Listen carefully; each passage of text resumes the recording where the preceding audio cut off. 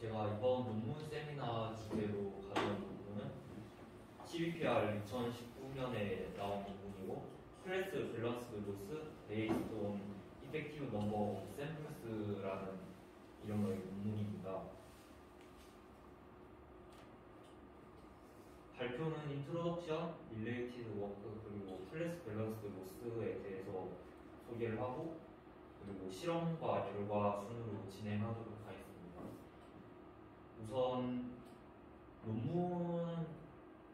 말씀드리면은 우선 인용수는 지금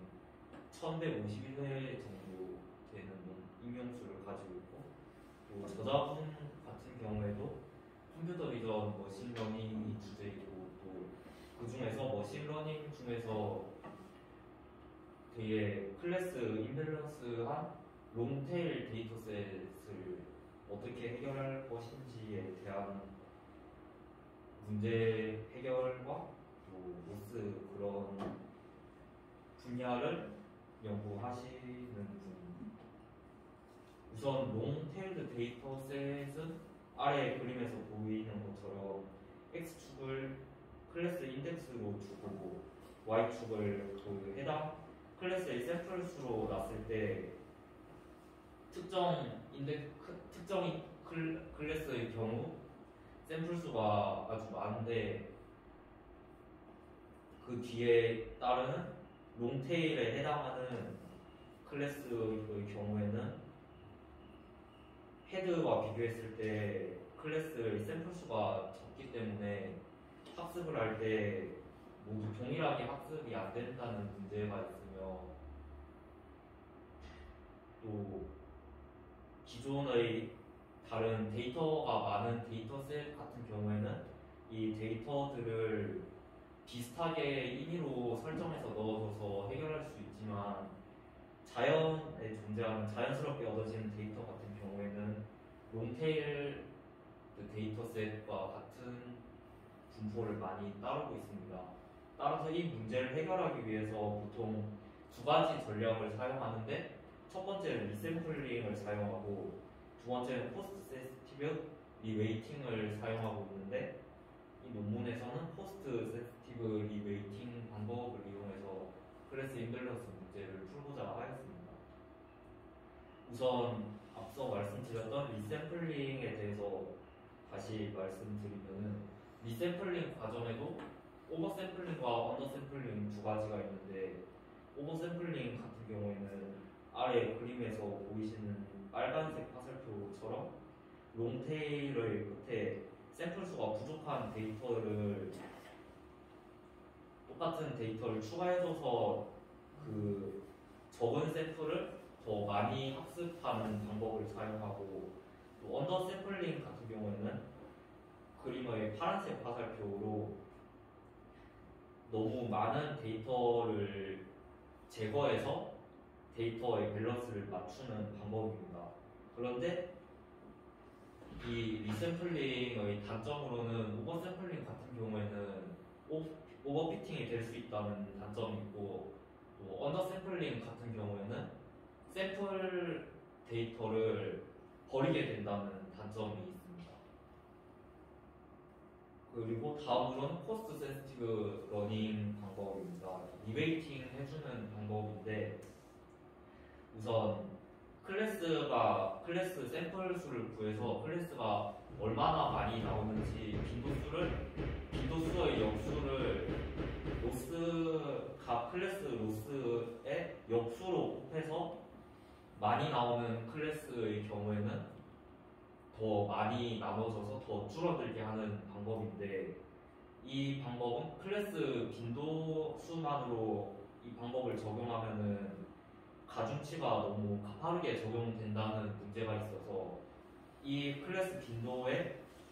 스퀘어 루트를 씌워서 역수를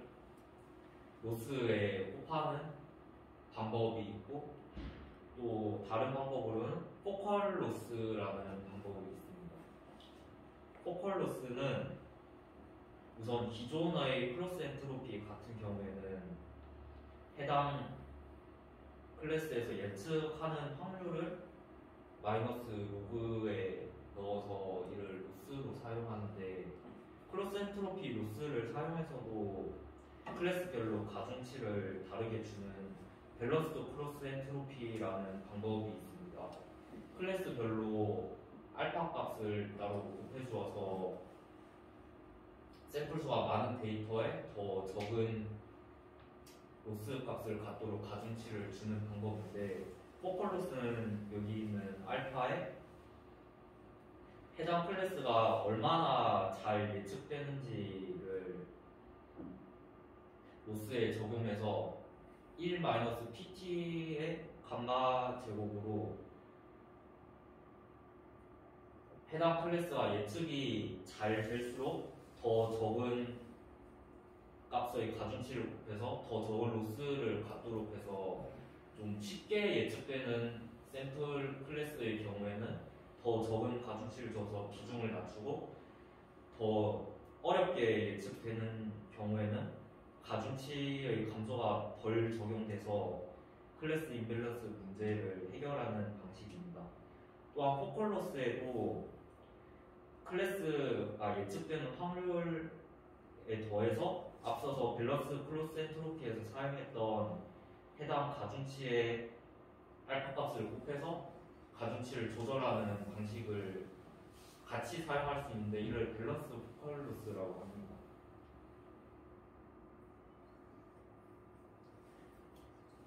실제 숫자를 넣어서 계산을 해보면 크로스 엔트로피에 0.1을 넣었을 때는 이 값이 계산되어서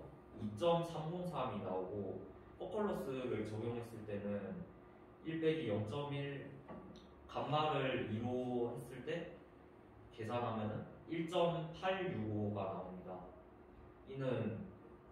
예측될 확률이 0.1이라면 크로스 엔트로피에서 2.303이 나오고 포컬 로스에서는 1.865가 나오는데, 이 경우에는 값이 20% 떨어진 반면 아래에서 확률이 0.9일 때 크로스 엔트로피를 적용했을 때는 0.105가 나오고, 포컬 로스를 적용했을 때는 0.001로 계산되는데, 이 경우에는 거의 99%가량 값이 감소한 모습을 보여서 이를 곱하면은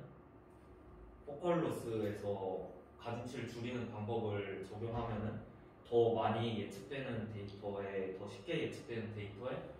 로스를 줄여서 비중을 줄여줄 수가 있습니다. 다시 논문의 클래스 밸런스드 로스로 돌아오면은, 우선 헤드에 있는 샘플 클래스의 경우에는 굉장히 많은 데이터가 있기 때문에 해당 그림에서 헤드와 테일러의 이미지를 분류할 때 아무 리웨이팅을 해주지 않으면은 검은색 실천으로 디시전 바운더리가 결정이 돼서 좀 더 헤드의 비중이 더 크게 됩니다. 그리고 앞서서 설명드렸던 클래스 빈도의 역수를 단순히 가중치에 곱해서 리웨이팅하는 방법은 클래스 빈도수만을 곱하게 되면은 가중치 감소가 되게 가파르게 적용되기 때문에 헤드에 있는 메이저리티한 클래스의 경우에 가중치가 많이 감소하게 되어서 실제 성능에서 손해를 보더라도 메이저리티 클래스의 가중치를 감소시키기 때문에 빨간색 점선으로 된 곳으로 다시 디시전 바운더리에 너무 많이 넘어온다는 문제가 있습니다. 그래서 해당 논문에서는 리웨이트를 이펙티브 넘버를 이용해서, 샘플수의 이펙티브 넘버를 이용해서 리웨이팅하여서 파란색 점선의 바운더리를 만들어서 좀 더 성능을 높이고자 하였습니다. 우선 이펙티브 넘버는 해당 샘플 수가 전체 데이터 중에 해당 샘플이 얼마나 나온지 기대값입니다. 우선 기대값 2에는 우선 아래 그림을 보시면 전체 데이터에서 회색 영역이 있는데, 전체 데이터 중에서 샘플을 하나 뽑았을 때 회색 영역에 겹치게 나올 확률은 P이고 겹치지 않게 나올 확률은 P1-P인데 겹치는 확률 같은 경우에는 이미 봤던 데이터를 또 보는 것이기 때문에 유효한 새로운 정보라고 할 수가 없습니다. 따라서 기대값에는 이전 n-1의 기대값을 p로 곱하고 그리고 겹치지 않은 정보를 얻었을 때는 이전 기대값에 1을 더해서 다음 기대값으로 결정되게 됩니다. 우선 이제 이 n 같은 경우에 이전 슬라이드에서 구하였고 이때 p는 en-1 n분의 en-1로 나타낼 수 있으며 그리고 이 식을 정리하면은 en은 1 플러스 n분의 1 마이너스 n분의 n-1 en-1 두 번째 줄의 수식이 됩니다. 이때 en-1을 세 번째 줄과 같이 베타를 이용해서 가정을 하는데 이때 베타는 n분의 n-1로 설정을 해서 세 번째 줄로 en-1을 가정해서 위의 식에 적용을 해보면은 네 번째 줄의 수식처럼 되는데 이것은 다시 정리를 하면 똑같이 1-베타분의 1-베타 n 제곱으로 되어서 이전에 가정했던 en-1과 en 같은 경우에 일치해서 이 수식이 성립한다고 합니다. 그렇게 해서 얻게 된 이펙티브 넘버는 1-베타분의 1-베타 n인데 베타 같은 경우에는 그 해당 리웨이팅 할 때 얼마나 가파르게 적용되는지와 또 n이 전체 샘플 수인데 이 전체 샘플 수와 베타가 관계가 되어 있습니다. 따라서 구한 이펙티브 넘버를 기존에 있던 로스 앞에 역수를 곱해주면은 논문에서 소개하는 클래스 밸런스드 로스가 됩니다. 베타를 적절히 설정하는 것에 따라서 앞서서 클래스 프리퀀시를 통해서 리웨이팅했던 방법처럼 로스를 클래스마다 적절하게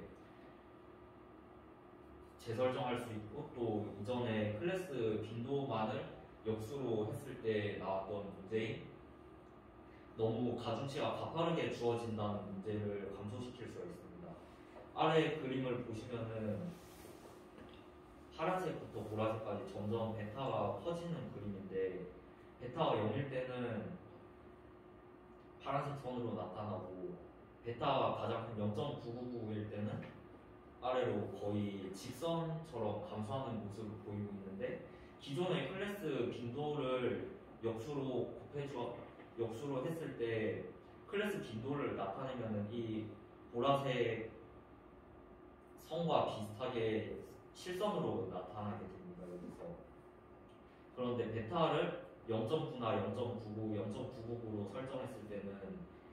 실선처럼 선형으로 나타내는 가중치 감소와 다르게 일정 수치로 가면은 그라운드 트루스에 있는 클래스의 샘플 수가 아무리 많아도 가중치가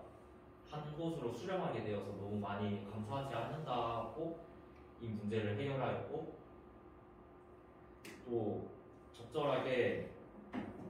감소하고 수렴하는 형태를 보여서 이 가중치를 곱하면은 클래스 임밸런스 문제에 대해서 로스를 클래스별로 적절하게 조절할 수 있습니다. 기존의 로스 펑션에 클래스 이펙티브 넘버 역수를 곱해서 빨간색의 이펙티브 넘버 역수를 곱하면은 클래스 밸런스드 로스를 구현할 수가 있습니다. 앞서서 클래스 밸런스드로 구현한 로스를 논문에서 실험을 통해 검증하였는데 우선 시파 10과 100의 경우에는 데이터 수가 좀 밸런스하게 조절되어 있기 때문에 논문에서 임밸런스하게 임의로 조절을 해주었습니다. 이때 오른쪽 표를 보시면은 롱테일드 버전으로 두 가지를 임의로 조절했는데, 여기서 임밸런스 팩터는 가장 샘플 수가 많은 클래스의 샘플 수를 가장 샘플 수가 적은 클래스의 샘플로 그 수를 나눈 건데, 기존의 이미지넷 데이터셋 같은 경우에는 1.78의 임밸런스 팩터로 비교적 밸런스한 모습을 보이고 있는데, 실험에서 사용한 네 가지 데이터셋은 10에서 200도 있고 500까지 되게 임밸런스한 모습을 보이고 있습니다. 이를 그림으로 나타내서 본 게 왼쪽의 그래프인데, 임밸런스 팩터가 클수록 200으로 갈수록 이렇게 롱테일한 모습을 보이고 있습니다. 또 앞서서 시파 데이터셋 이외에도 자연의 데이터를 가져서 쓰는 아이내추럴리스트 데이터셋을 사용하였고, 또한 비교를 위해서 이미지넷도 사용하여서 실험을 진행하였습니다. 지금 보시는 그래프는 실험 결과인데, 왼쪽 우선 그래프의 x축은 베타 값을 0.9, 0.99, 0.9999까지 베타 값을 점점 커지도록 설정해서 x축을 설정하였고, y축은 에러레이트로 설정하였습니다. 에러레이트이기 때문에 가장 작을수록 좋은 성능을 보인다는 것인데, 시파10 롱테일드 데이터셋에서는 0.999일 때 우선 네 가지 베타로 비교했을 때 베타가 클수록 에러 레이트가 줄어들어서 좋은 성능을 보여주고 있었고, 반대로 그와 반면 롱테일드 시파 100 모델 같은 데이터셋에서는 베타가 0.9에서 0.99로 감소했을 때는 성능이 좋아지는 모습을 보이다가 다시 베타가 커지게 되면은 성능이 오히려 떨어지게 되는 모습을 보이고 있습니다. 이 문제를 논문에서도 분석하였는데, 제가 앞서 말씀드렸던 문제의 클래스 빈도만을 역수로 곱했을 때는 너무 선형적이라서 가파르게 된다는 문제가 있었는데, 여기에서도 베타가 너무 크면은 기존의 클래스 빈도의 역수를 곱하는 것과 크게 다를 것이 없게 되어서 너무 가파르게 가중치가 적용되게 되어서 오히려 성능이 떨어지는 문제가 있습니다. 특히 오른쪽의 데이터 같은 경우에는 클래스의 개수가 왼쪽은 10개의 클래스인데 오른쪽은 100개의 클래스가 있기 때문에 좀 더 많은 클래스가 있기 때문에 너무 베타가 크면은 성능이 떨어지게 되는 모습을 보여주고 있었습니다. 그리고 이미지넷과 아이내추럴리스트를 사용해서 성능을 평가하였을 때 베타를 0.999로 설정하고 감마를 0.5로 설정했을 때 이미지넷 같은 경우에도 주황색 선이 클래스 밸런스 포컬로스 있고 파란색 선이 소프트맥스를 사용하였는데, 60의 포크가 넘어가면은 클래스 밸런스 포컬로스를 사용했을 때 더 에러가 줄어들게 되었고, 오른쪽 아이내추럴리스트 데이터셋을 사용하였을 때도 60의 포크를 넘으면 성능이 더 향상하였습니다. 그때 60의 포크가 넘어서 성능이 향상됐다는 것은 아무래도 로스의 가중치를 주면서 리웨이팅을 했기 때문에 좀 더 많은 학습이 필요한 것으로 보여집니다. 네, 이상으로 발표를 마치겠습니다.